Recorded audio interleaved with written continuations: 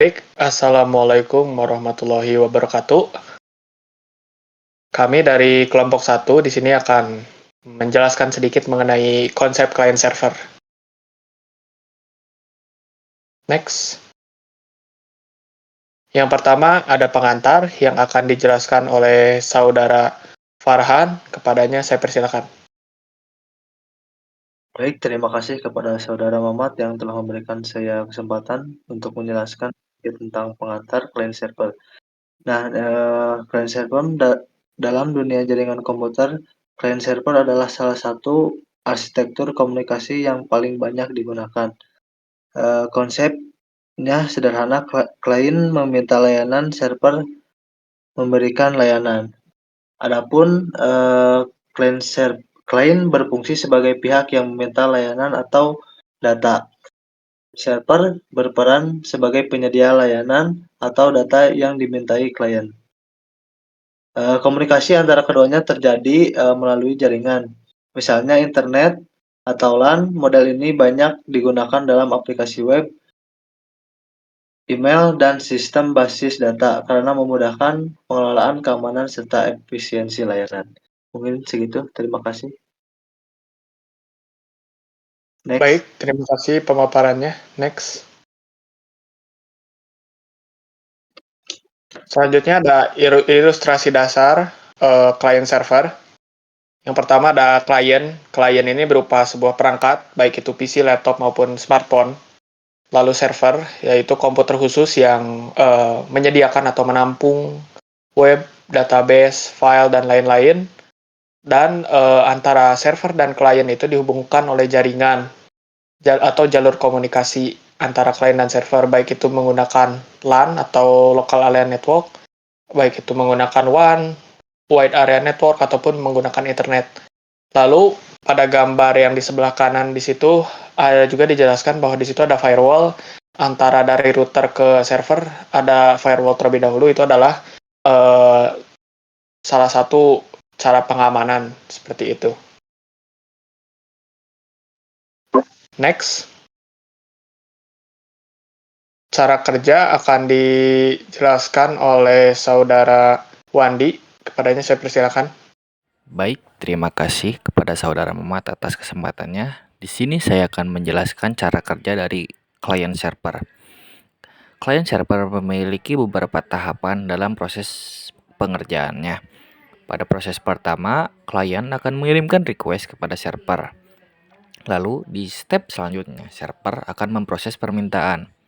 Pada step kedua tersebut, sebelumnya itu server sudah menerima requestan dari server, maka server itu akan memproses permintaan dari klien. Lalu di step selanjutnya, di step ketiga, server akan mengirimkan respon kembali kepada klien. Responnya tersebut bisa berupa-rupa, bisa berhasil, bisa juga gagal. Tergantung di servernya. Lalu contoh nyatanya seperti saat kita membuka website. Saat kita membuka website, bisa kita analogikan bahwa browser itu adalah klien. Klien akan meminta data ke web server. Lalu server akan mengirimkan halaman ke browser seperti itu. Itu jika berhasil, jika gagal, maka akan muncul halaman gagal seperti itu. Baik, dari saya hanya segitu yang dapat saya sampaikan. Terima kasih atas kesempatannya. Saya kembalikan kepada moderator. Terima kasih. Ada kelebihan arsitektur client server yang akan dijelaskan oleh saudara Arif. Kepadanya saya persilakan. Baik, terima kasih Muhammad. Di sini saya akan menjelaskan kelebihan arsitektur client server. Di sini ada beberapa kelebihan, kurang lebih 4 poin. Yang pertama, terpusat. Jadi data dan layanan dikelola di satu tempat, yaitu server, atau di satu ruangan gitu. Yang kedua, efisien. Klien tidak perlu punya data lengkap, cukup request saja. Poin ketiga, keamanan. Kontrol akses bisa dilakukan di server. Dan yang terakhir, skalabilitas.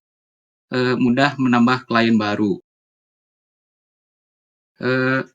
Di mana ada kelebihan, tentu ada kekurangan. Di sini ada 3 poin kekurangan. Yang pertama, ketergantungan pada server. Jadi kalau server down, semua klien pasti terganggu. Dan kedua, butuh perangkat server yang kuat agar bisa menangani banyak requestan. Dan yang terakhir, konsumsi jaringan bisa tinggi jika trafik besar.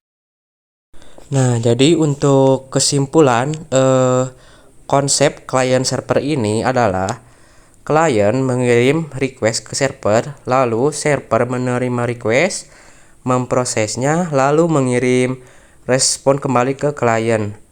Arsitektur client server adalah pondasi utama komunikasi di jaringan komputer modern. Konsepnya simple tapi fleksibel sehingga dipakai di hampir semua aplikasi digital yang kita gunakan sehari-hari.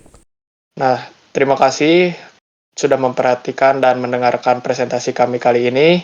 Semoga apa yang kami sampaikan dapat bermanfaat. Sekian dari kelompok 1. Wassalamualaikum warahmatullahi wabarakatuh.